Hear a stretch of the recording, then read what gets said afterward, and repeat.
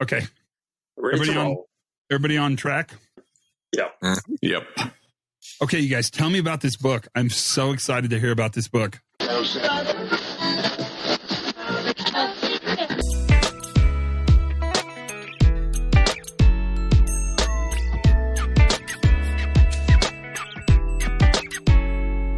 Hey, everybody. Welcome to the Pre-Accident Podcast.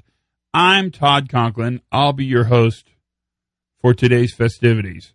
It is time for a podcast. How have you been? I have all sorts of things to tell you about today.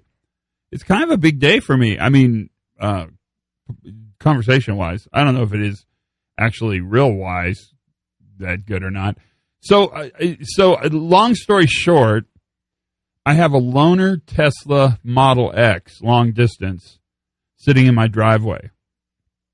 And it's a long story involving safety and plant functioning and management, thinking about how to define safety and injury numbers and, all the stuff you guys do for a living, reliability. But I out of it, have blossomed into the opportunity for a couple weeks, and it'll go short. It'll go fast. I mean, I guess short's the same, but fast is what I mean, where I get to drive around in a Tesla and try it out. So I'll give you a full report. I've just had it a couple days. But, wow, what a vehicle. It's kind of slick, this idea. I've become, I don't know, I got into e-biking because that seemed like something that was good to do, and I was excited to do it, and it means I get to go outside. That's nice. And now e-carring, I don't know. It's crazy. The whole world has gone topsy-turvy. I do think the e-biking's making me lose weight, which I didn't imagine, because e-biking is, we're going to have a whole conversation on this as well. I mean, there's so much to talk about. Mostly what I'm thinking about right now is how you're doing in a world that's absolutely filled with just constant uncertainty. This just acute levels of just tragic thinking followed with chronic levels of stress is really wearing people down, and you're seeing it. I mean, I'm seeing it manifest, and you are too. There's no question about that, and that's a part of what we ought to be paying attention to at every level and talking about. So that's coming up. That's on the podcast as well. But today we're going to focus almost entirely on the notion of learning teams. So you're going to get to meet three people today. Some of them you've kind of met before because a couple of them have been on the podcast. But you're going to get to meet Brent Sutton and Glynis McCarthy and Brent Robinson. And they're all Kiwis. They're all from New Zealand. And they have just absolutely produced this really interesting book. I'm really excited about it. I hope you are too. Called The Practice of Learning Teams. And what they did is they got interested in this idea of using engaged workers to both problem identify and then solution create. And they decided that it needed some applied, really, activity behind the thinking. So we could call this qualitative data. But they went out and tried it. And what they did is they looked at the process of learning teams using a learning team. And then they captured the information, kind of like a big focus group, right? They captured the information and created a manuscript of which they're dealing with the practice of using learning teams for organizations to collect data. And it's really clever. It's very, very, very clever. I actually think you're going to like it a lot. And so we got the chance to talk to these guys because why wouldn't you? I mean, that's a big part of it. And so Jay Allen from Safety FM, you know him as well. He set up a call because it got really complicated because we're on multiple continents and a bazillion different time zones and lots of people. So we needed some audio engineering, and Jay was there for that. And he set up a call, and we had a conversation about this new book, The Practice of Learning Teams. It's available now, I think, both in Kindle and paperback, And I think they're working the audiobook for it as well. And I think they're eventually thinking about doing some workshops around what they came up with. And what they've done is just taken the notion of learning teams and talked to a lot of people who are good at them, Bob Edwards and company, Andrea Baker, those guys, and really try to determine what it takes to do this and how it benefits. And in the process, they discovered, uncovered maybe is a better word. You know what word they use all the time? They co-created, that's a better word. They co-created some, I don't know how else to call it, but kind of some structural underpinnings. That sounds like a fancy pants word, to how learning happens. And it's a great conversation. I think you'll find the conversation really interesting, kind of how they conceived this happening and what they did and how they made it take place and what the product looks like. And so that is, in fact, what today's podcast is going to cover, that conversation over multiple time zones and many continents in the midst of a global pandemic. You know, just the normal course of business for what we do now. And I think you'll like it. Other than that, I hope you're doing okay and really checking in on how stress is manifesting for you and the people you love and the people you hang out around, those people, because you're really seeing this kind of ebb and flow of encouragement and discouragement, encouragement and discouragement. You must feel it as well. And it's interesting to watch as an observer, but you don't get to be an observer in it. That's the problem, is that you're also a part of this mix. And so now you're really a participant in this constant ebbing and flowing of how people move and go backwards and forwards, and how it's kind of in many ways rocking the fundamental understanding, the fundamental design, really, of how work is done. And I think that story's not over. And how we move into whatever we're moving into is going to be interesting. What's significant is that what once was probably will stay just there in the once was category. And we're sort of co-creating, there's that word again, kind of what new looks like. And that's why I thought this was such a timely conversation. Because ultimately, we know it hasn't really changed the fact that the essential workers on the pointy end of the stick understand and actually make work happen. They complete the design of work in order to be effective. And that's what we want to talk about. So without much further ado, that's French, let's listen to the conversation that we had around the new book that's out called The Practice of Learning Teams by Brent, and Glynis. Two Brents and a Glynis. Here we go. Okay, you guys, tell me about this book. I'm so excited to hear about this book.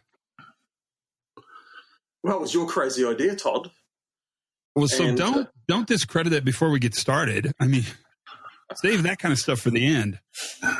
Well, look, it actually all goes back to that little soiree we had in Denver in February last year, where we worked with you guys, and there was a whole group of people, and there were lots of questions being asked. And a lot of those questions being asked were people really wanting to explore the how and the why for learning teams rather than the what. And we sort of walked away from that thinking, how can we help the group? How can we help community sort of get that deeper level of understanding? And I remember one of the compelling things that you've always said to me is that when we're trying to deal with things that are quite complex, we need to try and make them transparent. Right. And that's so important. Let's not run off that. That you'll never simplify a complex relationship, right? Because they're complex by definition. Yes. So transparency, making the couplings, making the details seeable, knowable, that's really powerful. And that I find amazing because that is exactly what you guys did. Yeah, Podcast over. We got there really fast. the way that we did that was that we had this crazy idea of actually running a learning team or learning teams. Because it seems like there's more to quite that. daunting. Quite very daunting. How could we show this transparency with this complex relationship? Because, learning teams, a bit like HOP, is really a philosophy. And how could we do it in such a way that we gave people a framework rather than just giving them a whole batch of tools that they could run around and weaponize in their own way? And so discovering, maybe I'm trying to choose my words carefully, discovering that framework became really the task of the learning team. That's correct. And we established that framework quite early on, and then we basically built content within that framework. And it's interesting, just last night I went back to that framework document, and we're probably within 85% of the original madness that we came up with. So what's the goal of the book? If a practitioner picks it up, what will they get out of it? Hopefully what they'll get out of it is that they will see themselves. So they'll see themselves on a journey. They'll also see how they can really get richer, more robust conversations with people doing the work. And they will be able to look at how they can embed that into their practice. So increased engagement for sure. Yeah, but more than just engagement, something that's much more meaningful, so that there is a transfer of knowledge and skill going both sides. So rather than it going just to the practitioner, there is equal imbalance going on both sides. I think from my perspective, one of the things, Todd, that has always, I suppose, frustrated me with training is that I don't know what I don't know. So I go on training courses and I try and take the bits that are relevant for me. So when we created this book, the first thing that we said was that we're going to define what we think is a good learning teams facilitator. And if we can show people what good looks like, then what we want to do is give them the pathway so that they can assess where they're at now, see where they are today. If they can see where they're today, they know where they need to go, then we can give them a means and a way of being able to go down that path with them. So that was the primary objective. And ultimately, to be good at learning teams takes time. And so to write the book, because you were using a learning team to learn about learning teams, there's three of you that wrote the book. And so let's take a moment, and why don't you guys introduce yourselves to the gang so they all know who you are. Give us a little taste of who you are and your background, and then we'll talk about how you guys work together. Well, so my name's Brent Sutton, and I've known Todd for a number of years now, but I've been practicing in the world of health and safety for about 18 years. And I've specialised in the what's called the human misery end of the industry, which is dealing with workplace fatalities and major harm. And I first met you, Todd, a number of years ago, where you were speaking at a conference, and your whole concept of a restorative process just resonated with me so strongly.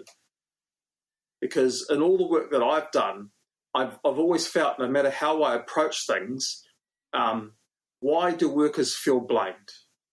When things go wrong, why do workers feel that they were the cause, or why does the organisation set things up in that way? So for me, something like learning teams really resonated quite strongly because it allowed people to look from a restorative perspective. Excellent. Who's next? I suppose I'll jump in. Hi, Todd. My background is very much around adult education. So I've been in adult education for probably longer than I'd like to say. And I've always had a particular interest in how do you get the very best from people that you're working with, looking at people with very diverse skills. And so for me, it's always been about what can you do as a facilitator of learning to make some sense for somebody in terms of their current state of knowledge and help them to progress to a future point. So learning teams for me sits really comfortably with how I see practice. I've been sitting in health and safety now for about 6 or 7 years. Certainly in the past, when I worked in adult literacy, health and safety was always a big factor. That was something that companies always wanted people to understand. And in part, it was because there was such confusion about key terms, key concepts, key language that people were using, that often people didn't really know what was going on, didn't really understand the importance of. So for me, health and safety and learning teams sits really nicely together. Excellent. And finally, because one Brent is never enough, Brent? Hi, I'm Brent Robinson. I came to it from quality. I started off my career in quality and industrial engineering, and I've had an interesting career and ended up in sales. And one of the things I see in the corporate world is we do these investigations, and it ends up being about the operator not doing it. If they just followed the rules or just followed the procedure. And Brent had been talking to me about this for years and years, and we hopped on the plane and went up to Denver. And it was just one of those aha moments, because we've used it in a lean context, and we've also used it in a sales context with product development. And it's really helped us tease out information from a greater variety of people that have fed into those processes. And it's been a really interesting program to work our way through that. And, with the book, for me, when Glynis was putting it together and Brent were putting it together, I was checking myself against what they were saying in the book. And, for me, it helped my learning about learning teams. So it's been a really interesting process. And that's how, Oh, go ahead, Brent. I'm sorry. And I was just going to finish off and say, it's a really useful process. We've used it quite a few times now, and I really like it in all sorts of contexts. Nice. So ultimately, in your learning team to do learning teams, where you came up with this framework, which is what the book is about, what were your moments of discovery? What did you learn? What makes this this job aid, this assistance you guys created, what makes it have value? Well, like everything else, I mean, from my perspective, Todd, throughout my work history around systems, I've always seen this issue where people like to pick up the new shiny toy. They take the parts of that shiny toy that really resonate with them, and they weaponize it to their own usefulness. And as soon as they get pushback, they actually blame the shiny toy. And when I looked at the work that you were doing and how that work was evolving, I said to myself, we must be able to do something in such a way that we can reduce the risk of weaponization. So the book was part of that. The book was to basically say, this is a journey. This is where you need to get. Through this journey, there's going to be some ups, there's going to be some downs. But ultimately, if you follow a very strong reflective practice, that reflective practice helps to minimize the effect of that whole sort of what we call, or as you've labeled it, weaponization. Anyone else? For me, it was, it really solidified that work is imagined and work is done, and really helped me tease those things out when we're looking at stuff. And even if it was a product development type application, when we're trying to understand what people are doing and what we thought they were doing, it's been really powerful in that context as well. And it really helped me think about how we can use it and get that input and that facilitation. And it came down to facilitation, helping that facilitation, and whether it's an accident investigation or learning more about what people are doing. in their particular job roles. So I think that's where I got a lot out of it. Glynis, anything to add? Yeah, just to follow on from Brent was just saying, I think that there's a value for organisations to really get a richer dialogue going between how they imagine work to be done and work is done, that workers can bring a value with regards to how they perceive work is done and those things that are either aiding good practice or detracting from good practice. So for me, looking at mechanisms that allow that richer dialogue to take place, and certainly the journey that we've been on is to try and articulate what are the skill sets that a practitioner who's facilitating a learning team, what are those skill sets, what does that look like, and how does the nuance change as you move from somebody that maybe is, say, emerging in the space to somebody that's really got mastery of skill. And that's something that the two Brents and myself have really bounced around. We've really thought about how we have developed a skill set, what have been the things that have aided us in our practice, and then what are the things that have detracted from our practice. Tell me more. I find that really interesting. I suppose for myself, for Brent Sutton and I, being both here in Auckland, we've had quite a few experiences where we've really played around with the concept of learning teams. So we've really looked to see how open organisations have been to use it as a methodology, how open workers have been to use it as a methodology in a range of different circumstances. So we've been really, really interested in how, as practitioners ourselves, how we have developed in this space, both in terms of what skills have we brought from other parts of our lives and what skills have we had to develop as we have started to hone our practice and use learning teams to really develop and enhance deeper and meaningful conversations for the organisation's value and as well as for the workers' value. And Todd, from my perspective, we wanted to push the boundaries around operational learning.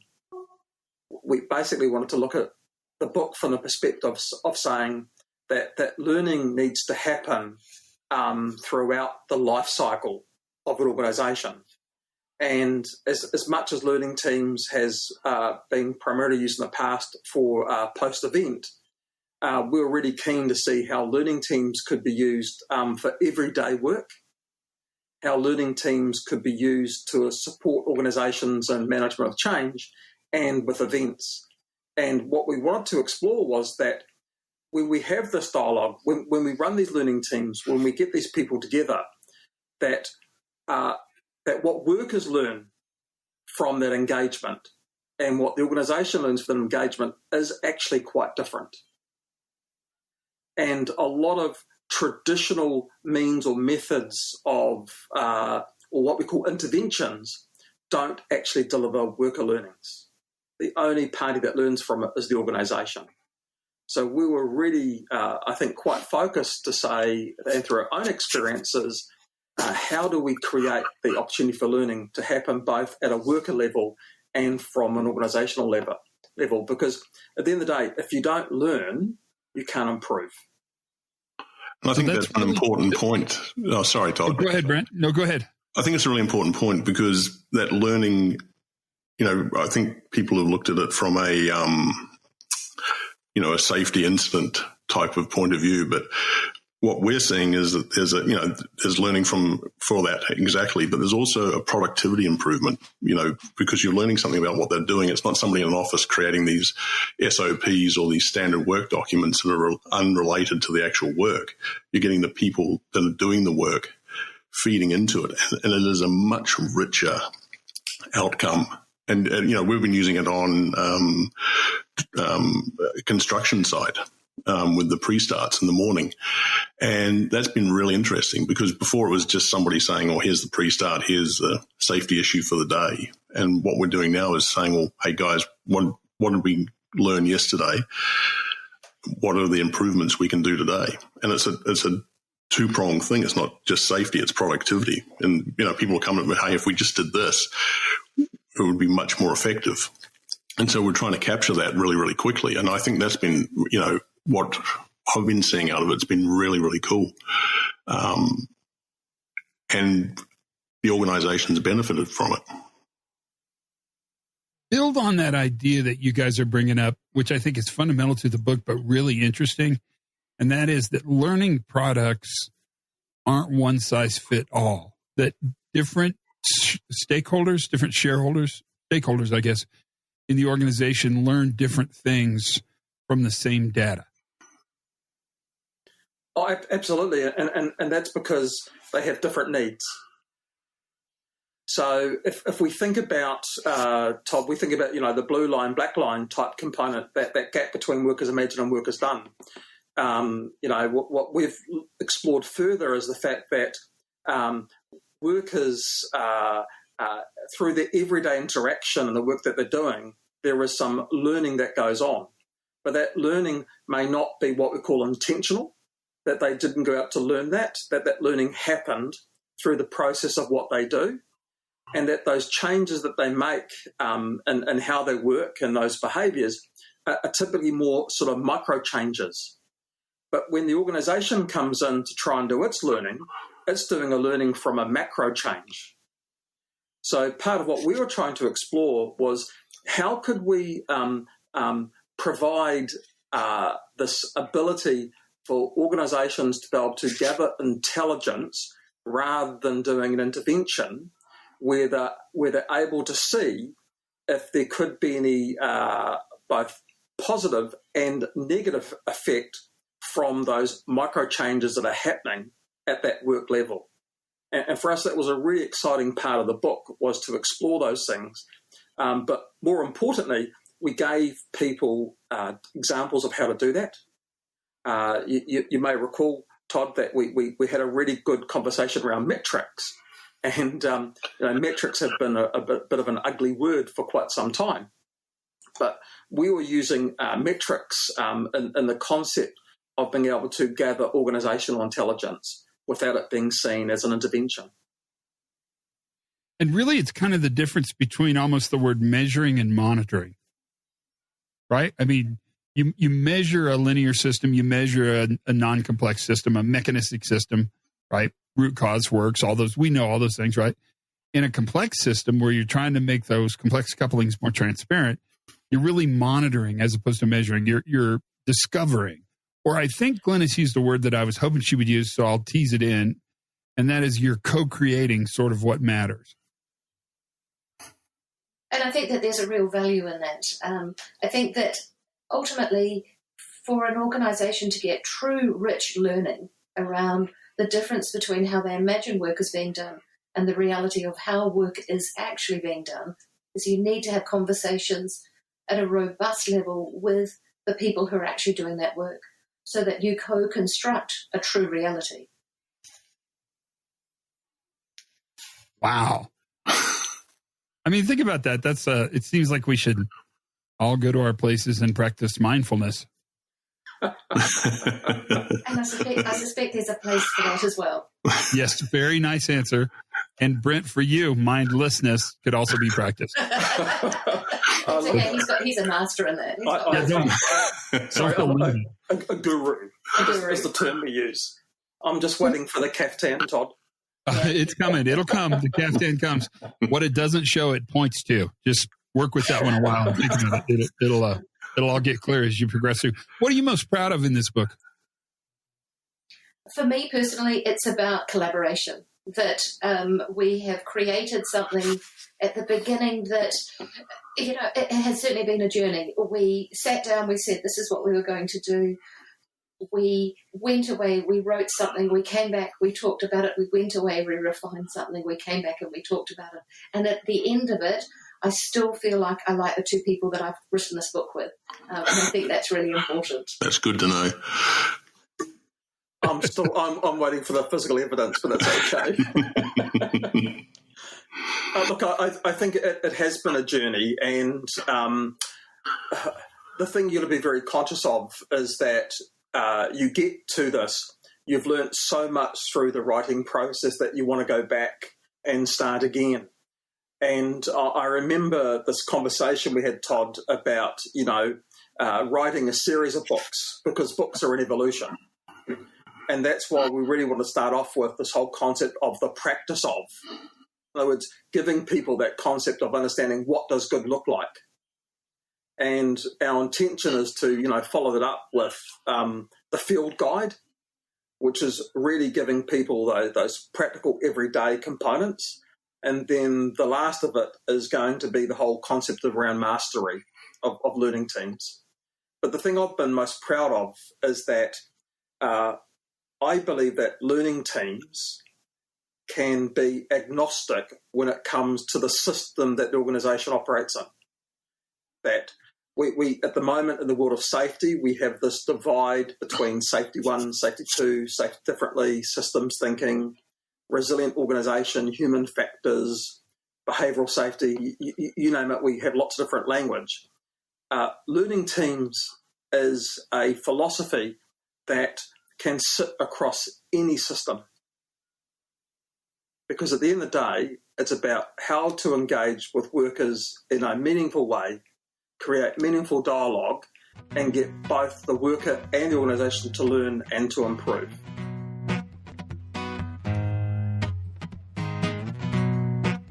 So that's the conversation. That's what we talked about.